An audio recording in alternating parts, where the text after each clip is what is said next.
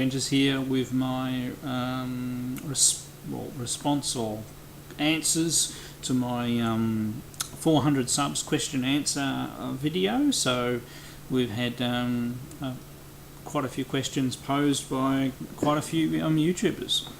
So I'll work my way through in order and break this up into parts as necessary. So the first one was from a YouTuber who's been subscribed to me for quite some time, and myself to him. It is ALMEU 2011, Alan. He's also collecting for the Master System, and I can't remember who found each other.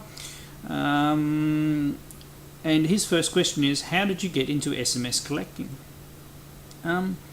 Well, it goes back to its relationship with the MSX and Spectra Video computers, it using a derivative graphics processor, and the Z80A is its main chip, and also back in the day I used to work in a video game store called, well, a game store that sold video games as well, called Let's Play Games. And Let's Play Games was actually a franchise in Australia before I started working for them. The franchise operator went broke, and two stores remained, one in Launceston in Tasmania and one in Hobart. The one in Launceston got renamed to something else, Games Galore, I think, from memory, and the other one, so my boss bought out the rights to the name and kept the Let's Play Games brand going in Hobart. And I started working for him in one of his stores, and at a later stage, once the store had fully got into computers, and it was into board games and Game & Watch and computers and video games, especially Atari, ColecoVision and television. And in the later stages, one day we got the Sega Master System, and I can remember playing My Hero and Fantasy Zone. I can't remember which one of those two games was the very first game I played on it, but I loved the system. It was just so much more colourful than the MSX and Spectra Video computers that I'd been using, and it was great. I had one for a short period of time, but I didn't have a lot of money, and so I didn't have it for very long, so reliving nostalgia. So now, so as far as collecting, I mean, it was just as far as choosing it as a set to try and collect for, well, when I picked up my Master System again, which is a little while ago, probably about 2 years ago now, I actually got a large quantity of cartridges with it. And then looking into how many were published, I thought, well, that's a set that is actually achievable and wouldn't cost too much. And plus it's a set that you can collect complete in boxes, without costing too much money as well. So, although I don't know how I'll go with some of the really rare ones. So I'm getting there. I'm over the 200 mark now. So and picking up a few, but I'm sure there'll be some hard ones there. Now his second question is a very tricky one. It's, why did you stop game development? Well, in a manner of speaking, it was where I live. I live in Tasmania, which is the largest island off the south of Australia, and I wrote a fair bit of software myself and published it myself. I actually ran the MSX and Spectra Videos magazine in its later stages to keep on having a mechanism that I could publish my software.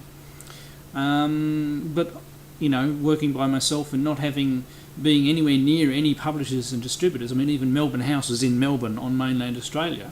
There was no internet back then, no way to approach those sort of people, and I was probably too young. I mean, a slightly older of me probably would have written letters to Melbourne House, especially, I mean, I have things published by Melbourne House, so. And I received a letter from ASCII in Japan ordering 1,000 samples of 3 different ones of my titles that I'd published, but it was in Japanese English, and I wasn't exactly sure of the intent and whether I had to make all those and how they'd pay for it and everything like that. I do believe I wrote a letter back, but I never received a response to the second letter. They mightn't have understood what I wrote back too. So that's hasn't answered your question. So then I discovered well, I got a job at Telecom, or it's now called Telstra, so it's similar to British Telecom in the UK, I suppose. And as a computer support person, and then fell into programming when Windows 2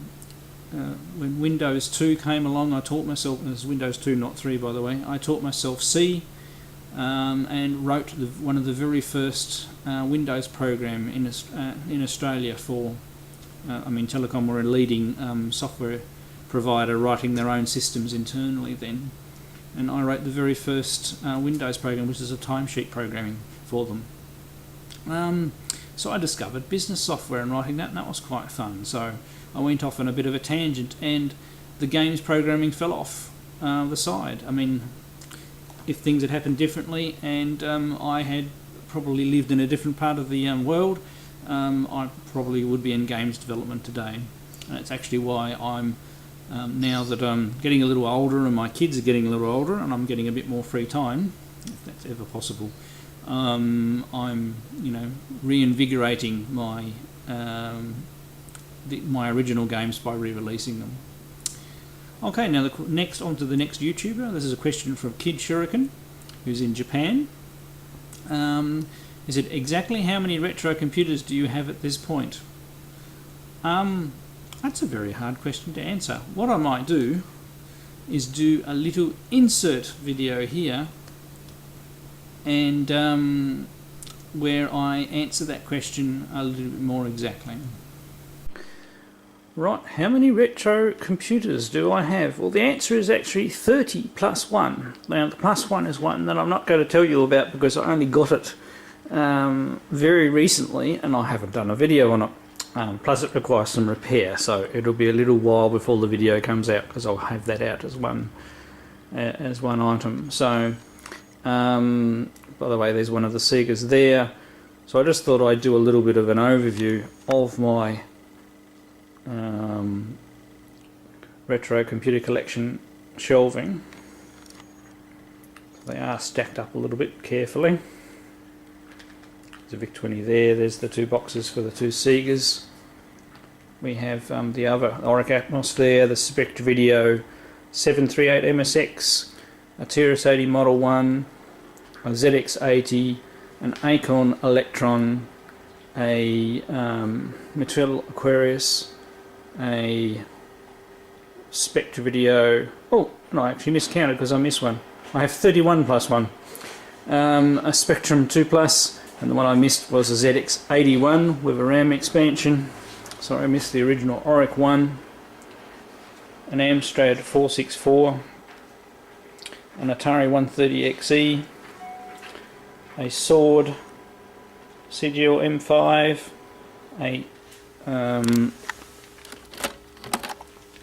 Timex, sorry that's a little dark, Timex Sinclair 2068, which has some capacitor damage and doesn't work and needs repair, an Atari 800 XL, a Dick Smith Wizard, doesn't need a basic cartridge but it works as a computer, VIC-20, a Micro B without hookups. I haven't done a video on it, so I'm not showing it anymore. So sorry, that makes 32 plus 1, because I didn't count the Micro B either. A Sega SC3000 and a Sega SC3000H. Already covered those. We have a Philips NMS 8250 MSX1 upgraded to an MSX2. Oh no, sorry, it's natively an MSX2, never upgraded. Silly. But it's been turboed, so it has a turbo switch. We have an Amiga 1240 and an Amiga 500. A Commodore C64C, an Atari 1040 ST, a recent pickup, a TRS-80 Model 3, a original 64. Just make sure I missed any there. No. Over to this side of the room I have another Philips NMS 8250 that does have all of the componentry to make an MSX2 Plus. Unfortunately, it's non-functional. I have a Sony F1XD, which is a very, very nice Japanese MSX2 Plus computer with a faulty power supply. I have an Atari XE system.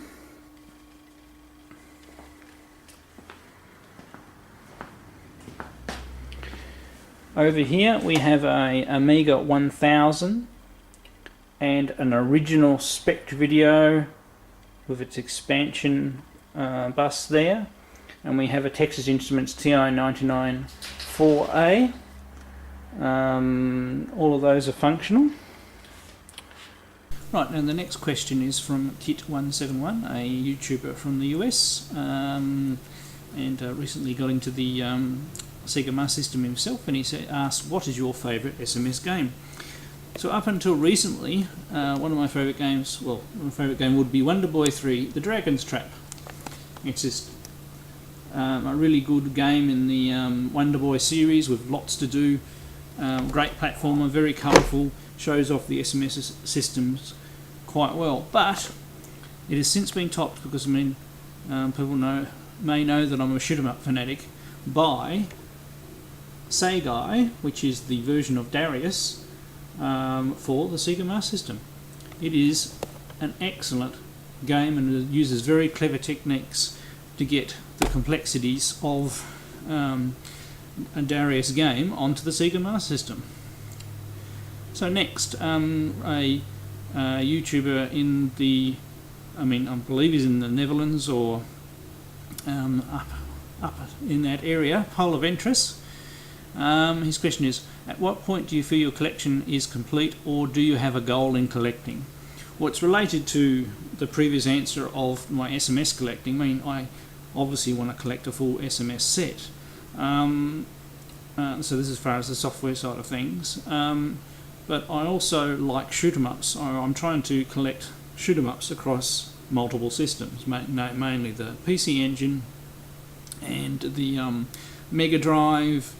I haven't been seriously collecting anything for the SNES, and even the NES. I've only really got games that I'm interested in rather than particularly collecting for it. And I've included the Neo Geo in my shoot 'em up collection, and that's Neo Geo CD, by the way. Now, as far as the retro computers are concerned, I mainly collect the retro computers of the 8-bit and 16-bit era. So I like to have at least one representation of a particular type of thing. So I'm not really going into the variants, although there are particular systems that I like I got the Sega SC3000, and I managed to get both models at once. So I took that opportunity because they're quite different looking machines. You know, there's all sorts of little machines that are related to the MSX and SpectraVideo hardware that I'd also like to collect. So I'd actually like one of each of those. So they're very, very broad goals there, but they are, you know, in general my goals. Okay, and the next question comes from 65 Gamer Guy from the USA or Canada, I'm not 100% sure. He asks, what is the first game console you owned? Well, I'll do a mention here because as a family we got a Hanimex like Pong system, but didn't have plug-in cartridges or anything like that. It had 7 inbuilt games, and it had this motorcycle component with paddle that was actually quite good fun. But I won't count that one. My first actual game console that I owned, and remember I worked at a video game store, so there wasn't a dramatic need to actually buy every console in sight because I could borrow things. And one of my friends had an Atari 2600, and our next door neighbours had it in Intellivision, so I played both of those. But when the ColecoVision came out, I just loved it so much that I got one of those. Although I didn't actually own my ColecoVision console for that long because they came out with the Coleco adapter for the SpectraVideo computers, and I got one of those, sold my ColecoVision and bought more games. Subsequently, at some stage, I have lost or given away my Coleco adapter for my SpectraVideo. I still have the Coleco controller for it, and the games have gone missing. If you look in my video archives, you'll see that I found the manuals for the games, but not the games themselves. So I've slowly been replacing those. And I, probably about 4 or 5 years ago, I picked up another Coleco. And I even have a spare Coleco as well, although that's to be repaired. And the next question is from him is, what is your favourite game for it? Well, my absolute favourite game for the ColecoVision is Tutankhamun, and I don't actually own a copy of that one. It's actually a very hard game to get. So my favourite game of ones that I own would be Time Pilot, with a second runner-up to Gyros. I own both of those now. So Retro Gamer VX being a cheeky bugger. He's from the UK and is crazy, and likes being crazy. He asks, how many piano tuners are there in London? Well, since I don't live in London, I will look this up on Google and it will flash up there. I'm not even going to answer that one in voice, but anyway, made me laugh. And the next question comes from Old School NY Gamer, who funnily enough comes from New York in the US.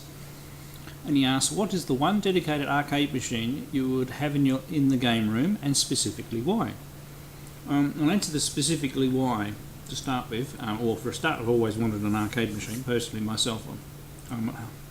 Having grown up in the arcades, watched Tron, wanted to be the owner of Flynn's all my life. Even when I ran my own shop later on, I had a mini arcade in the back of it. Including a virtual reality machine. Must do something about that one day. Now, if I had an arcade, a dedicated arcade machine to a specific game, it needs to be a game that doesn't have generic controls. So at the very least, you're talking something like a Centipede or a Millipede, but Robotron with the 2 controls, or Defender, obviously pretty much all buttons. But even you could even go so far as to say, things like Battlezone, or even at the very least a vector game like Asteroids. And of course, the piece de resistance to there would be a Star Wars arcade cabinet, sit down or stand up. But I mean, Star Wars sit down cabinet, there are only ever 2 in Tasmania, and I know where one is, and the other one got sold to somebody else, so I don't think I'll have one of those. So I'd go with probably, and I've actually spied a Defender machine sitting in an arcade place. I don't know its working condition, so I'll put Defender down. I would like that machine, and I'll see how I go at getting it one day. Alright, now the next question is from 1MSX to go. One of my biggest friends on YouTube, and I've known him pretty much from the start of being on YouTube. He's in Portugal. His question is, what do the family think of your hobby collecting and doing YouTube videos? Well, as far as I mean, I've been a computer person all my life, so they're used to, well, the kids of Dad having his video games and loving his video games and having lots of computers. And some of them, some of the girls, I've got 4 girls by the way, really like playing video games as well. And some of them are always gamers, like number 2, as I call her, is my biggest video game girl, and she's the one I bought a Nintendo 3DS recently.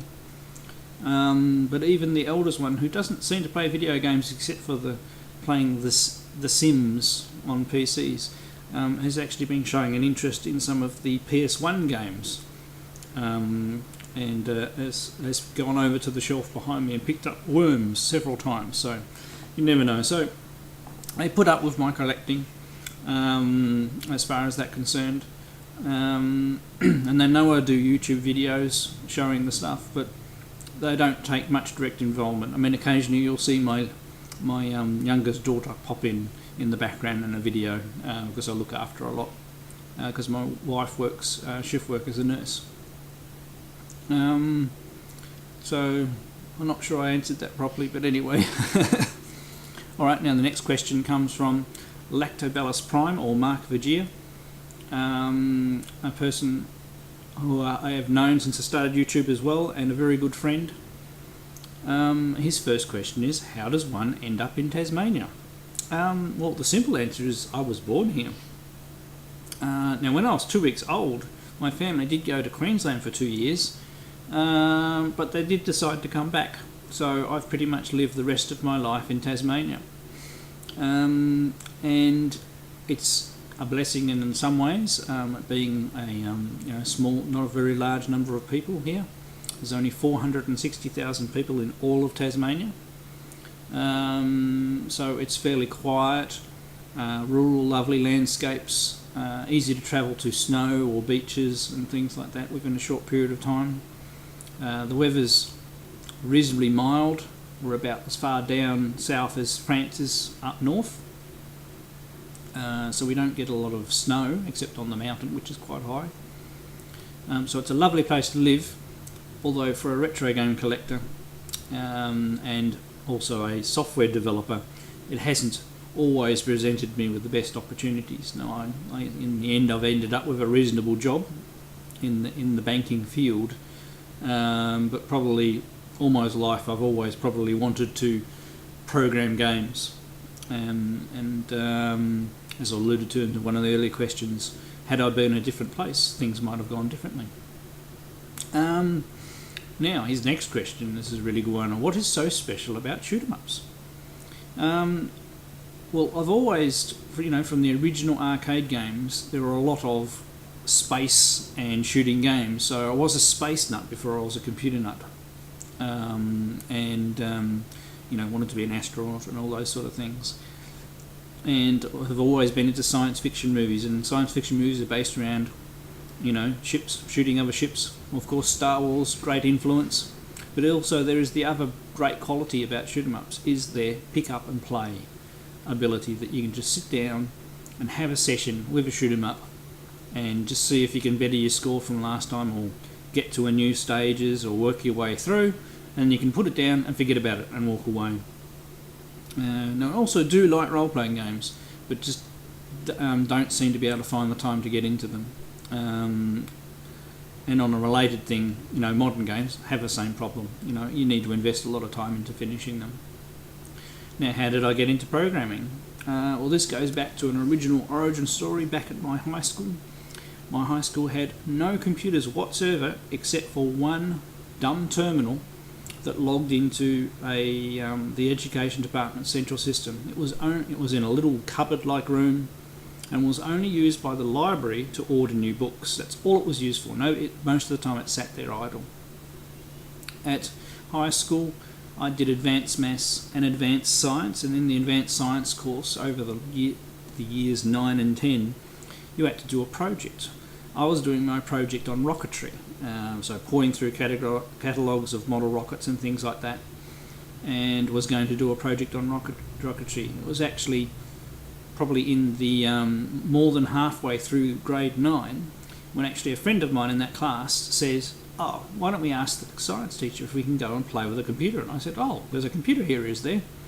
And we went down and played with it, and it was great fun, and it captivated me. And there was a printout of a basic manual that was, it had a teleprinter and a VDU, so I was able to print things out. Somebody had already printed out this basic instruction manual, so the very first language I learnt was BASIC. And by the end of grade 10, I produced a report that I got an A+ for, where I actually wrote a manual on how to program in BASIC, way better than that original one, and it included game listings in the back, including a game called Super Star Trek, which I based on the original Super Star Trek that was online, and wrote one for the initial version for the system, that ran on that video system. So it's one of the derivatives of that one. So, and then I just kept on programming from then on. I kept on teaching myself. It actually leads on, or one of the learning aids. At the end of grade 9, I discovered Tandy stores. So you've got the TRS-80s, and they had two very good books on basic programming. I got one, and my parents bought me the other one for Christmas. and I read and absorbed all of those, and they all went into that other book. And then from the transition from high school, so high school here goes from grade 10, and then you go into what's called college in grade 11 and 12, what we called middle school in other places. I signed up for the computer courses. You bought the textbooks early, and I read them and worked all the way through them before the classes even started. And then when I finally got to university, which I had a gap after going to college before I went to university because I couldn't afford to go myself. And when I went to university, I did the hardest computer science with the graphical component, which I enjoyed greatly. So, I also did microprocessor architecture, which by halfway through the class I was helping the teacher teach the rest of the students. So I've always enjoyed computers, and I've always been, fairly good at understanding them. So there you go. That's probably a long-winded answer, got me going there. So the last set of questions is from Lilac Floyd. I'm not sure of his origins. I haven't checked in it. He's a newer subscriber of mine. He asks, what is the best-selling game that you made, and how many copies did it sell? I haven't really touched on that. I wrote a large number of titles, well, about 80 titles for the Spectra Video and then MSX machines that followed afterwards.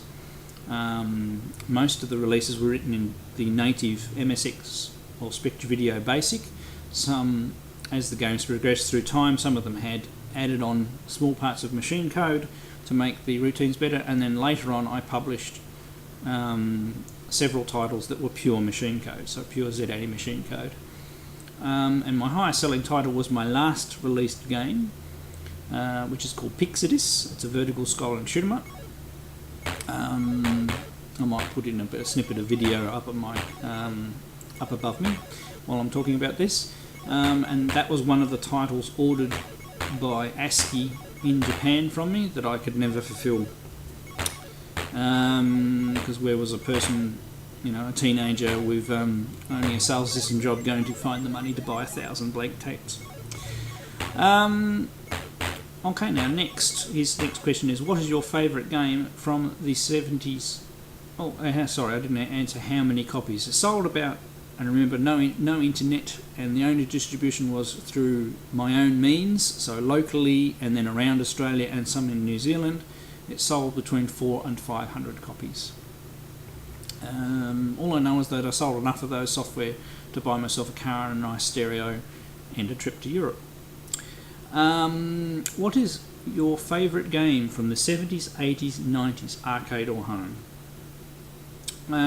Okay, from the 70s, I would have to say Asteroids. With a very close runner-up of Space Invaders. So these are all I'm going to cheat here. They're also going to be arcade games because they're the main things that I remember from these eras. And in the 80s, I definitely have to say Gyrus. It definitely represented that next leap forward in technology in the 80s. Had a rocking soundtrack, excellent gameplay, lots of colours, and very rich and vibrant, and of course a shoot 'em up. So Gyrus. And for the 90s, similar theme, and a game that I actually am trying to collect across multiple systems, same as Gyrus, is Raiden. So the Raiden series. So Raiden and Raiden DX are the versions that I've played in the arcades, and it's good to see. It must be a well-liked game because everywhere where you go, there's usually a Raiden machine still there, even amongst some of the other machines. So. Now, question 3. What are your thoughts on the future of game collecting when physical copies will be replaced by download only? It makes me feel very uncomfortable, this move to the digital age. I mean, I know it's coming, but, there's a lot of difference between playing a game now. I mean, like, you could download every ROM for the Sega Master System and the Sega Mega Drive and play it on an emulator. With a PC, with an interface and real joysticks, but it still does not feel the same as playing it on the real machine. And I even have some plug-in cartridges that allow you to plug in SD and play the ROMs on the real hardware. That still doesn't feel the same as having a real copy of the thing. So it's that feeling of not having a physical copy that is going to be unknown territory as we move into this next stage of distribution. I don't think there's going to be a lot that we're going to be able to do about it, because I think it's coming whether we like it or not. And I mean, I am heartened by the laws that have been passed in Europe that would at least allow people to sell digital content that they own. But what worries me is with systems because systems get dropped after a while as they go out of fashion, what happens to everybody's content, and thus the collectability of that content, because you won't be able to play it because the servers won't exist anymore. And that's the biggest bugbear of future collecting. And I think, there's a lot of story that needs to unfold. And this is even related to the death of retail stores. Video game resale stores, they're going out of business all over the place because they're running out of things to sell, because people just aren't buying the games. Because let's face it, we have a new generation of gamers who are used to the digital content, and all the iOS devices are all download only, and everything's stored in the cloud. Apple's a reasonably safe place at the moment, but things will change over time. All things come to an end. What, in 20 years' time, who's going to be collecting all of the iOS pieces of software? They might have disappeared completely unless, there is a suitable way to archive them. All right. Well, that's all of the questions. I hope this video is not too long. And thank you everybody who asked questions. I'll put links to everybody who asked questions channels down below. That's another good thing about doing a question and answer video. You get to do it's a combined mini shout out video as well. I'd especially also like to mention that my good friend Mark Vigia, Lactoballus Prime, has had to move channels. So make sure if you're subscribed to Mark before, that you go and subscribe to his new channel, because that's where his video game, retro video game and collecting will be from now on. So once again, thank you very much for everybody who is subscribed to me and has given me positive feedback and even and feedback about my channel, and continues to enjoy and watch my videos. Feel free to suggest, systems that you would like me to do overviews of, because I can't continue to collect systems forever, but I do have a large number of systems here, so I'm thinking of doing more and more videos on each actual system itself. Of course, scattered with larger play demos of some of the games that I really like. Alright, thank you all for tuning in, and I'll catch you all next time.